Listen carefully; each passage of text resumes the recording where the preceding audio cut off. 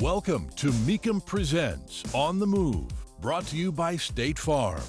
It's the show geared toward keeping you up to speed with the latest auto news, event coverage, and expert industry insight. Now, here are your hosts, Matt Avery and John Kraman. Hey, and welcome to another On the Move.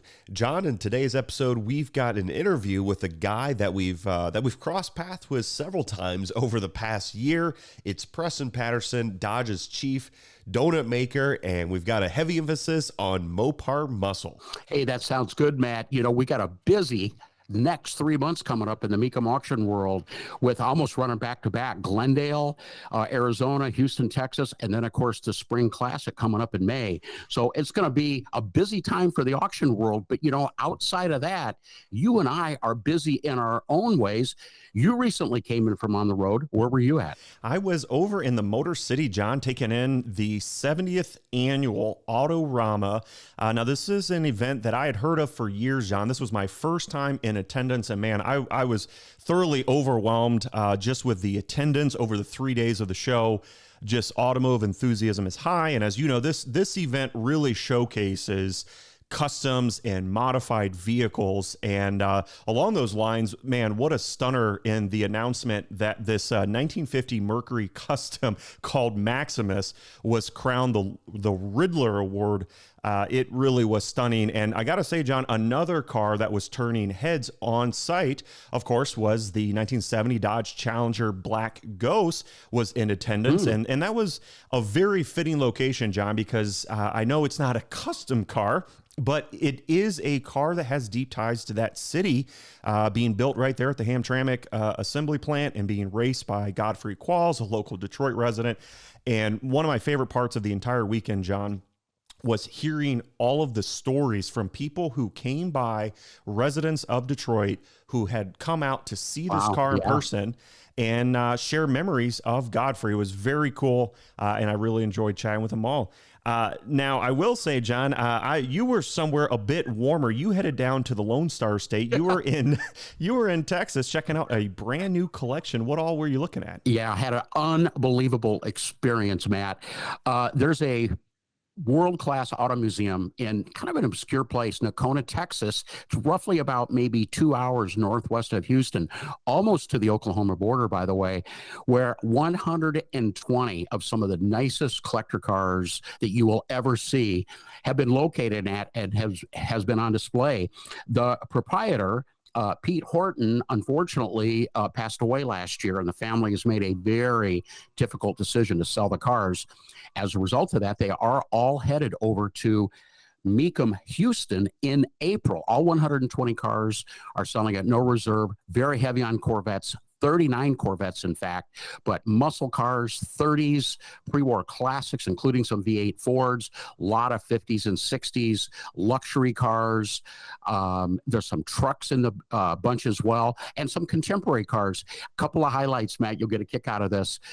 In that collection of 39 Corvettes, kind of flanking the entire collection is what I'm going to call it the ultimate Corvette bookends. How about a 53 Corvette? As we know, first year, only 300 were built. White, sitting right next to a brand new 0-mile 2023 70th anniversary C8 Corvette, also in white, side by side, representing the entire spectrum of Corvette years and generations. And that's just kind of giving everybody just a little bit of a hint of what there's to come out of that collection. A lot of love and a lot of passion for many years is going to come together, obviously, for the sale of these cars. And what an opportunity for some world-class collector cars to be bought at the upcoming Mecum Houston. Now, when I left there to head to drive back down to Dallas-Fort Worth to head back home, I turned the corner in this charming, picturesque downtown at Nocona, Texas, and I saw this big sign on what looked like an old Western town storefront, coffee. And, you know, like yourself, I'm a coffee fan, so I figured, hey, I'll stop in, grab a cup of local coffee for the road, and spent about an hour there, and I'll tell you what happened. Met the proprietor, a 90-year-old gentleman that has the storefront, not to sell individual cups of coffee, which he does that, but to sell a very special type of both ground and whole bean coffee. I heard the whole story. Here's what it is. The coffee is called Arbuckle's Ariosa coffee. And that name probably doesn't mean anybody, but this is the original classic from the 1800s Cowboy coffee. And how that ties in with this guy and into the four wheels I talked about earlier is there are chuck wagon competitions held to this day. I had no idea, where they take a vintage covered wagon, chuck wagon, and prepare the same food in the exact same fashion as what have been done back in the cowboy eras of the 1800s. Anyway, this coffee is a part of that. And I bought a pound of it. I've got it in my hand right now, and I'm bringing that to you so that you can try out what might be considered to be the original coffee in the U.S. And on top of that, this guy is a chuck wagon chef master. He's won every major competition. Some of the foods that they serve on these chuck wagon competitions might include some type of a meat, but stuff like biscuits and gravy, peach cobbler, and of course, this specific Arbuckle's Ariosa coffee. By the way, coffee beans coming out of Brazil, and they would buy it back in the 1800s literally in containers that would weigh up to 100 pounds each. So had a really good time there chatting with him, had a drink of the coffee, which is exceptional as well. Very smooth, very flavorful, very robust. And so I had a really, really good time, all culminating with hanging out and doing some promo videos on some terrific cars. And then literally just around the corner, doing a little bit of coffee talk with my new friend. Well, sounds like you had quite the education, John. I'm looking forward to that coffee. Now, changing gears entirely, from wagon wheels to the very latest, you also spent some time in Palm Springs where you got to ride with some of the latest technology. You got to ride in a Toyota Mirai powered by hydrogen. What was that like? Well, Matt, you and I have talked about from time to time on the podcast and even outside the podcast about alternative fueled vehicles, whether they be, obviously, we've spent some time behind the wheel of full EVs and hybrids, and we've talked about hydrogen power as well. Now, hydrogen can power a vehicle in two different ways. You can actually burn it like gasoline. That's one option. There's no production vehicles currently that's doing that, but it is very possible. And there are some concepts out there running with that right now. Zero emission, by the way, water vapor. But a production way to have automotion is to use the hydrogen fuel cell. And the definition, very brief, of a hydrogen fuel cell is the chemical reaction of hydrogen, converting it to electrical power. Now, Toyota and Honda and Hyundai over the past 10, 12 years have all kind of dabbled in it. Toyota has recently come out with their second generation Toyota Mirai. Now, it's only sold in California, nowhere else, because right now that's the only place that you can even buy the hydrogen, although there is a big push out in California to get more filling stations available. And they were offering demo rides, and I had a chance to get the walk around with it and also to get behind the wheel. And I just want to share what my impressions were, just so that folks know what it's like to drive one of these cars. And I would just say, Matt, right from the beginning, it drives and operates identically as a full BEV, battery electric vehicle. No difference at all. You get inside it, you put your foot on the brake, you push the start button, and immediately the dashboard lights up and you are ready to go. There's no waiting, there's no noise, there's no sound, nothing at all happens. Decent range, about 400 miles on we'll call it a tank full of the hydrogen. It only takes about maybe 3 or 4 minutes to refill it if you can find a station that has it. And the cost is slightly higher than gasoline, but not that much. Now, base price on these things start about $50,000, but it actually includes a $15,000 credit towards the purchase of hydrogen fuel. So it's actually a pretty good deal. Again, zero emissions, just water vapor. And the car itself looks like an upscale Toyota Camry. I mean, if they had a Lexus badge on it, you would think you were looking at both inside and out at a Lexus. Very attractive vehicle. Start about $50,000 for the base model. There's a limited upscale version that's loaded with all kinds of tech and luxury goodies for about another $15,000. Not going to predict that this power is going to overtake the world, but it just goes to show you that there's more than one way to skin a cat. And I'm not sure that we know yet exactly where alternative power plants are going to end up. All right, John. Well, keeping the theme on car news, Ford has announced pricing for the 2024 Mustang. This is a car that, naturally you and I are keeping our eyes on, including just a couple weeks ago at the Chicago Auto Show. I had the chance to see one of the dark horses in person. And I got to say, John, the pricing continues to creep up. I know that's across the board, but EcoBoost, a base EcoBoost starts at $32,000, just over $32,000. And get this, John, the top of the line dark horse is nearly $60,000. And that had me wondering, is the Mustang, for a long time, that car was obviously seen as a great entry-level sports car, pony car. I wonder how much longer it can really hold on to that with the pricing that keeps creeping up. Well, Matt, that is a really good point, but we have seen price increases on new vehicles. We know the used vehicle market's been high for a long time, but the new vehicle prices in the past year or two really have seemed to take a jump with, in certain cases, some base prices have increased as much as 15% from the previous year. So it looks like that same theme or trend is continuing as we move towards that new Mustang. But, I like the fact you can still get conventional ICE engines, still get the Coyote 5-liter, and you can still get an old school 3-pedal 6-speed manual transmission in that brand new Mustang that should be coming out, maybe later this year or early next year. Yep.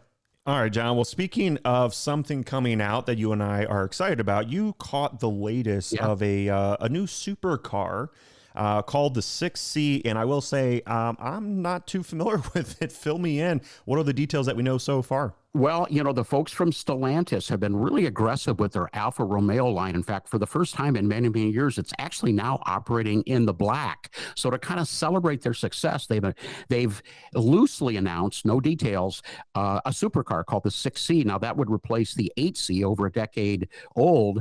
But you're already out of luck, and it's not even been officially announced yet. The Alpha Brass has come out and said that even though they haven't released any details, I'm going to guess it's going to be a 500-600 horsepower turbocharged V6. That's just my speculation. And it'll probably have a top speed in the 200 mile per hour range. But anyway, they already have enough pre-interest and orders taken that it's essentially sold out before they've released it. And I think that just says a lot right now, Matt, for just the love and the passion of high-performance cars using traditional ICE power. As we move into the future, we know those days of those cars are somewhat numbered, although, again, there's so much going on out there right now in regard to, powertrain and how much longer we're going to have all the different types. But anyway, likely, I would say that the first time that you or I are ever going to get a chance to even see the new Alfa Romeo 6C supercar, probably going to be on the Mecum red carpet. Mecum Auctions is proud to bring you On the Move with Matt Avery and John Kraman. For more on the world of collector cars, head over to Mecum.com. Now let's get back to the show. Over the last year, Dodge has had a chief donut maker, Preston Patterson, representing the brand, representing the Brotherhood of Muscle. And man, I am so excited. Preston is here with me on site at the world's largest collector car auction, Mecum Kissimmee. Preston, man, it is so exciting to be able to sit down and hear your story. Welcome to Mecum Auctions and welcome to Mecum on the Move.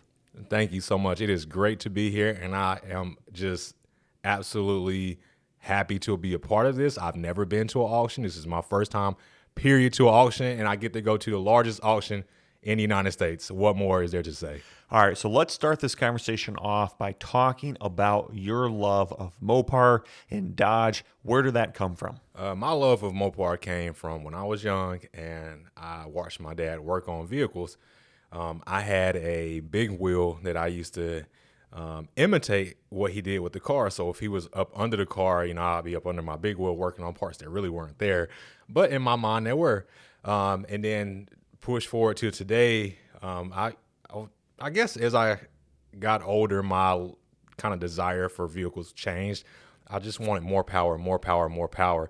Then I found out you can buy power with a warranty, and that changed the game right there. So I had a lot of friends that drove Mopars, and I always wondered what the hype was, the Brotherhood of Muscle. I heard them reference, that many times. And so, I went and I bought my first Scat Pack just to put my foot in the mud. And once I did that, it was kind of game over from there. I understood what everybody was looking for when they bought these cars. So run down through some of the specs on your car. Okay, so I've had a couple now. So let's just say what got me into it. My very first Mopar purchase was a 2020 wide body Scat Pack F8 grain. Cool. And interesting story, I actually acquired it because I was going to the dealership to do a car review, and they actually had reached out to me and told me they had a Scat Pack there. So I was going to do a car review, and when I got up there, I actually took 2 days to get up there. I got there the second day, somebody had purchased it. And I was just like, all right, cool. Maybe it just wasn't meant to be to do the car review. They literally called me back the next day and told me that the guy returned the car because he realized that it was a bad financial decision. He couldn't afford it. So, I talked to a lady before I went up there because I'm like, all right, I'm going to do a car review. But if this guy returned it, I've always, was interested in it. Let me go take a look at it.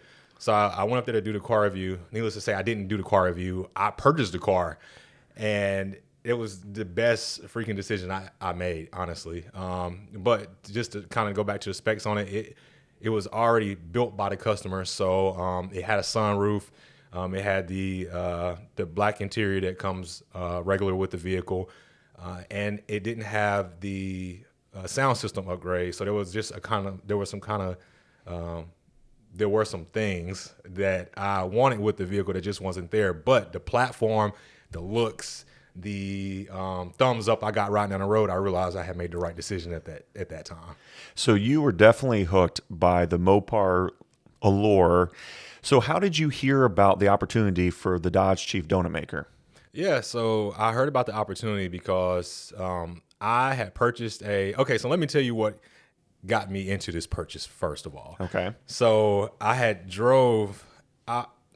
rewind one more time. I was looking for a vehicle on Turo because I was going out of town. And the trip ended up getting canceled, so I had extra money to rent this vehicle. So there was this red eye Challenger on Turo, which I'm not sure why they put a red eye Challenger on Turo, but it benefited me that day because I rented that Challenger. So fast forward to when I was driving this vehicle, there was this $180,000 car that was, beside me on the road. And we came to a stoplight. And I was like, all right, cool. I mean, I got a red eye, 797 horses. What's the worst that could happen? So we just kind of rolled off, and then the guy hit the gas. So I hit the gas too, and then this $90,000 car outran this $180,000 car. Not just outran it, but just walked away from it. And that put it in perspective there that this bang for the buck for this car was absolutely phenomenal. And that is what drove me to buy, to put my order in for my Hellcat, which started my journey to becoming a Chief Donut Maker.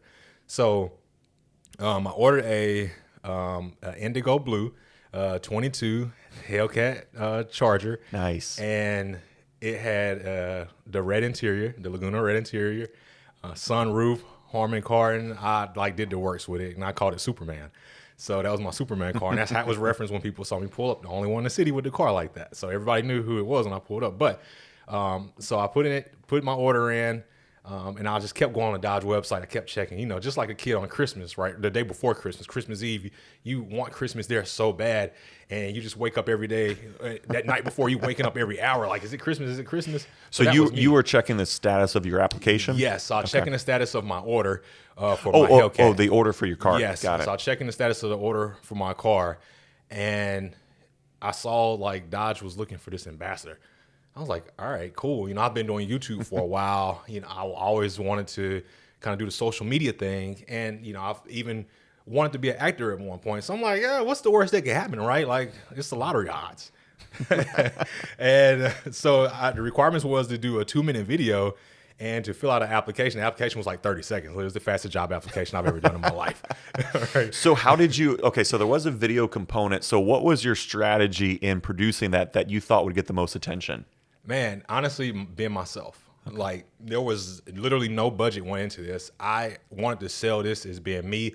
I didn't want to use money as a reason for winning. I didn't want to use connections, contacts, anything. I wanted me, my personality, to be the reason they picked me. So we had stayed the night at this penthouse in Georgia because we were just going on vacation. And I told, I brought my camera. I told my girlfriend, I was like, hey, I got a crazy idea. I need you to record this video because Dodge is looking for an ambassador. And I remember she laughed and she was like, all right, let's do it then. And I was like, all right, cool. So literally I thought of the craziest thing. I sat there for like probably 20 minutes and I just thought of the craziest idea that I could. I was like, hey, why don't I just act like that I'm some rich guy and then flip the script and just be like, that's not me, right? So I came up with this persona of Preston Patterson III in the video. If you go watch it, I introduced myself as Preston Patterson III and I put on this fake accent and I put on this fake accent and I walk up to the camera and then I just, throw my bag. I was throwing money out of my bag, right? And then I throw my bag off and I'm like, nah, that's not me. My name is Preston. I just will go into the video like that. But what I wanted to portray is that I have a funny side, but then I also have a serious side where I can, market, talk to people, connect with people. And I think that's why they ended up choosing me. I have a family and my family is first, and I made sure that I talked about everything as fast as I could in 2 minutes, and that was hard. How long did you wait before you were notified that you had been selected as a contestant? That's a really good question. I'm gonna put it right around a month. Okay. And when I got the email, I thought it was spam because, like, to me it was lottery odds. And I got this email, and it didn't come directly from Dodge, right? Because it was managed through someone else, just like any contest is. Sure. And I didn't get it. It didn't come directly from Dodge. So the first thing I thought is somebody trying to steal my information because it was asking me for like my firstborn child pretty much in the application, and not literally, but, name, address, phone number, social security number. It's asking for literally everything. And so I read through the document because my job at work teaches me to read through documents. So I read through the document like front to back and I found a typo in there. And so I emailed the company and I sent them a screenshot and then I called as well, but they emailed me back and was pretty much like, thank you for finding this. We'll get this corrected. And I was like, all right, cool. This must be pretty legit then. And so once I filled the form out, did all that good stuff. I don't remember the time frame on that, but I filled the form out, got back to them. I think it was about a week turnaround, actually, now that I think about it, because they sent an email. And I remember being like, because they was like, hey, we fly out in, like, I think it was a week and a half. So I had to immediately put in my PTO at work. But long story short, I ended up going to Radford Racing School to film this show with Katie and Goldberg, who meeting Goldberg in person first is absolutely phenomenal because he is the nicest guy in the world. Literally will go out his way to give you the clothes off his back. And I only knew him from wrestling, and he was just, I'm going to spear you, type of guy. He was intense. He is a very great guy, and I can't say enough good about him. But then Katie was the other host. Katie is an amazing individual. I've actually built a really strong relationship with her. She is like on everyone's TV show, it seems like, and she is a phenomenal lady. And so they were our two hosts, and then we had 9 other contestants, 10 counting myself. We filmed the show 3 days, 14 hours, 15 hours, 16 hours over the 3 days, just grueling, take after take. But it was an amazing experience because we built friendships, and we're still friends at the end of the day. And literally right now, we're still friends. We're all in a group chat. We still communicate. And it was surreal, right? Because you knew at the end of the day there was only going to be one person selected. And as you saw in the last episode, if you haven't seen it, guys, it's on Dodge's YouTube channel as well. But on that last episode, it was just kind of like a big sigh of relief. But at the same time, I felt bad in a way because me and Lauren were the last 2 contestants. And, I beat somebody I was friends with. And it kind of felt bad, but at the same time, like, it felt good. I didn't know whether to celebrate or not. And you can kind of see that expression on me. But once it hit me, finally, you see Goldberg give me that big hug, man. I won't ever forget that. Like, that hug, when Goldberg gave me that hug, was just kind of like an electric moment to me because I felt like I had just met my best friend that I didn't know I needed my whole life. And to this day, I still keep in contact with Goldberg. He's a really, really awesome guy. During those days out there, I know there was elements of driving, there was knowledge-based challenges. What were some of the other tests that you guys went through?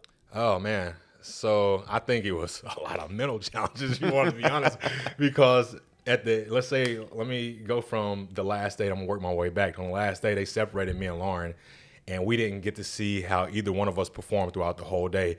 And mentally, you just thinking to yourself like, oh man, she's out there whooping my ass right now. So I need to make sure that I get out there and I give it 100% because I didn't come this far to lose. And fast forward, she had the same thought because we talked afterwards, and it created a little competition, which was fun. But we did challenges such as the very last day we had to do donuts. We had to do this massive burnout that was absolutely fun. When we had everyone there in the beginning, we were shooting promos, and it was like, hey, give us your best superhero, persona, if you want to use that term. And we were it was promos pretty much in the beginning of it, and then we kind of narrowed down, and we had tasks. The second day, I think it was interview with Goldberg, and that interview with Goldberg was intense, man, intense. Because he's staring at you about the distance we are from the table. Guys, if I know you don't see the distance, but I would say it's like I'm 6'5", and it's like one of my arm lengths, and I'm like a bird. So, and that's pretty impressive because Preston, you're a pretty big dude yourself. Yeah. You're taller than me, so for you to be intimidated, that says a lot. Yeah, Goldberg had on this. Imagine a business professional button-up shirt, and the sleeves ripped off of it. I was just like, holy crap, this dude he's here. Like, he is here. And he's literally just staring at you with this menacing look the whole time you're talking. And he's sweating because it's hot in there. And we're sweating too. And I'm just like, I don't want to mess up, So it was a lot of pressure there. But another challenge that I had a lot of fun with was they showed images on the screen, and you were the host of the show, and you had to keep the show going. And as you guys hear me talking here, like, I like to talk, right? So I took this as my moment of stand-up comedy. I've never been the one to want to do stand-up comedy, but on that day, something in me wanted to do it. And I was myself, right? Like, I wanted to make everybody smile, but at the same time, one thing about being on camera is you never talk about something that you don't know about. So I stayed very high level when they showed me an image I didn't know much about, and I just kind of described what was going on the screen. And that was my technique to just keep the conversation going. Now, did you know when you left Radford that you had won, or did you have to get home and wait a while before you found out the news? Yeah, so, man, imagine, this is how I like to tell people, imagine winning the lottery and they're telling you to stay quiet for 2 weeks. That's literally how it felt, right? Like, you just want, let's say you won $1 billion lottery, not a million, you won $1 billion lottery, and they're telling you to be quiet for 2 weeks, and you can't spend any money. And every day you just like twiddling your thumbs. People say, hey, what happened with the show? And this is my answer right here. So I left the show. We don't know who won. They didn't pick a winner because they wanted everybody to know at the same time when they showed the last episode on the YouTube channel. And I was telling everybody that. And there was only one person who was like, Preston, that doesn't make sense, because they had to film the winner. And I was like, ooh, she's smart. She's a lawyer now. She's a lawyer. She figured that out. And I was like, well, yeah, you're right. That's literally all I can say. And I walked away because I'm like, oh, man, somebody just figured it out. But everybody else was just like, oh, cool, we're all going to find out together. So, yeah, that was hard. Since winning the contest, you have been very busy over the past year representing Dodge at a whole wide variety of events. Detail for me some of the highlights from your travels. Yeah, so going to Pikes Peak was like a dream of mine. And being able to go to the Pikes Peak hill climb and actually seeing it in person, being in that environment, I realized that I am not built for the cold. So it was something I always wanted to do until I did it. It was really cool, though, to see those one-off cars running, and just hearing some of those cars start up and take off, man, is music. It's absolutely music. I was there with hanging out with Wesley Motorsport. They had their Charger out there. I think there was a red eye motor, completely stock from what I understand. And they had that out there running as well. Shout out to Wesley Motorsport. But when they started that Charger up, man, it was straight piped, and it was a monster. And it honestly made me want to do that. So I really loved going to Pikes Peak. I think the other big one for me would be Roadkill Nights. Excuse me. Roadkill Nights was the Super Bowl of Dodge. And so being there, getting to meet the other 7 influencers as well, and being able to talk with all of the management at Dodge just about vision and plans, going forward, and what Roadkill Nights represented was really cool. And Mr. Freiberger as well, because he's a big part of that too. So shout out to him. We hosted at one point, and that was fun too. So those would be my top 2. And not to overshadow any other events I've been to, but this one right here definitely takes the top pick. And it's hard to put a number 1 on all of them, but this one takes top pick too, because I've always wanted to go to an auction. I got to slam a gavel, in front of everybody, and they upgraded me to a bigger one. And to that end, Preston, so here we are. We're at Mecum, Kissimmee. And like you said, man, you wanted to come out to an auction. I think you chose a great one to be at. We're here in sunny Florida, over 4,000 cars. Not only did you get to be up on the block, but I know you had a chance to get out and see some of these vehicles up close. Any particular one stand out to you? Yeah, actually, a lot of them did. I've never been in the vicinity of like over $12 million worth of cars. And guys, if you go on Mecum Auctions Instagram page, you will see a picture of Daytonas, Superbirds, Road Runners, all just kind of lined up. The big wing cars are what I like to call them. And they're like literally selling for over $1 million a piece. So being able to like record video, take pictures of them, that was literally the highlight of this show for me, because I don't think I've ever, there's no think to it. I've never seen that in person. Right. And I remember you and I were talking yesterday, and you said, Matt, hey, man, while I'm here, your comment was, you said, I just want to see a car that's estimated at $1 million or more. And come to find out, while you are here, several cars sold for more than $1 million. So it was pretty neat for you to be able to experience that in person. Yes, that was actually a bucket list thing for me, because in my lifetime right now, I have not experienced that. Now, who knows what happens in the future, right? But my lifetime right now, I've never experienced that. So to see a car sell for $1 million, to see people bid for a car that sell for $1 million, and then $2 million as well, like, was mind blowing to me that someone actually has the funds to just pay $2 million for a car. So that's why I've always wanted to see that, because I think that's the coolest thing in the world, and that shows a huge. I would just say it shows I respect people like that, because they worked hard all their life to be able to put themselves in that type of situation to be able to do that. We also checked out a bunch of Dodges, and it seemed, Preston, like there was a bunch this year in particular that featured retro looks with modern powertrain upgrades. What did you think of those? So I thought it was pretty cool, man. It's interesting, like just the one in particular, Mercenary, right? Because that's the name of the car. It had the modern tail lights, digital interior, the original front end it was just pieced together so perfectly, and it was making 700 horsepower on top of that with a convertible top. I mean, let my hair blow in the wind. I mean, come on now. Yeah, that was cool. Something else that you did here on site was you mentioned you connected with Katie Osborne, who was one of the hosts for the Donut Maker contest. And of course, she's going to be a familiar face as she's one of our announcers on the Mecum Auctions TV broadcast team. Was this the first time seeing her in person since that initial meeting? So it was the first time seeing her in person, and being able to see Katie and just see the success that she has had up until now is absolutely amazing. But it was like seeing a family member that you really cared about, that you just haven't had a chance to see them because work's kept you separate. So when we saw each other, it was instantly a huge hug. The first thing she said is, "Tell me about the kids." So it was literally like seeing a family member. And I love Katie, man. She is a ball of energy, and she is great at what she do. So is it safe to say, Preston, that as your time as Chief Donut Maker comes to a close, are we going to be seeing you again at a future Mecum auction? That is 100% the goal, because I hope to purchase next time I'm here.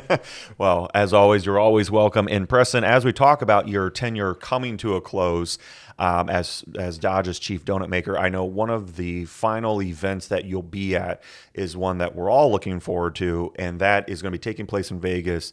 Fill us in a little bit, because I think you have an inside scoop on what's going to be there and taking place. All I know is that they're releasing a last edition car, and I will be there because I hear this is the bang to have right here. So put me on the list, sign me up, whoever hears this now, because I want to be in line for one of those vehicles. So, like you said, what we know so far from our friends over at Dodge is that it's the Dodge Last Call event. It's going to be taking place in Las Vegas. And from everything that I've been hearing, the rumors and the bits and pieces, it's going to be an awesome party dedicated to horsepower and performance in the Dodge community. I'm looking forward to being there. Like you said, the final 7th Last Call edition vehicle is going to be unveiled. Very exciting. And that reminds me that our time here at Mecum Kissimmee has also been very special because of another Last Call edition Challenger. What were your thoughts about being able to see this Black Ghost in person, but also paired with the original 1970 Dodge Challenger RTSE that was unveiled and announced that would be consigned to Mecum Indy? What was your thoughts about seeing those two cars together? Is absolutely historic. And historic is the word I would throw on, any interview over and over and over. It's historic because it's the 23 last edition vehicle is a 1 of 300. And then the original 70 Black Ghost is a 1 of 1. So I will probably never see these cars together again after they're sold. And you guys get to house them right now. That's prestigious. So it's historic. And I appreciate being a part of it. Well, Preston, I certainly appreciate your time today. And this has been a conversation I've really been looking forward to, just because we have passed several times in the last year at various events. But this is the first time that you and I have actually been able to sit down and talk at length about your passion for the cars and your time as Dodge's chief donut maker. And I really got to say, Preston, by all accounts, you have done a fantastic job of representing the brand in that role. Thank you, sir. Thanks so much for the time, man. And I certainly look forward to seeing you in Las Vegas. Absolutely. I look forward to being at the Last Call event as well. And hopefully I see the audience and you there as well. You've been listening to Mecum Presents On the Move, brought to you by State Farm. For more information, visit Mecum.com. And join us again next time as we take you inside the world of muscle and collector cars and more.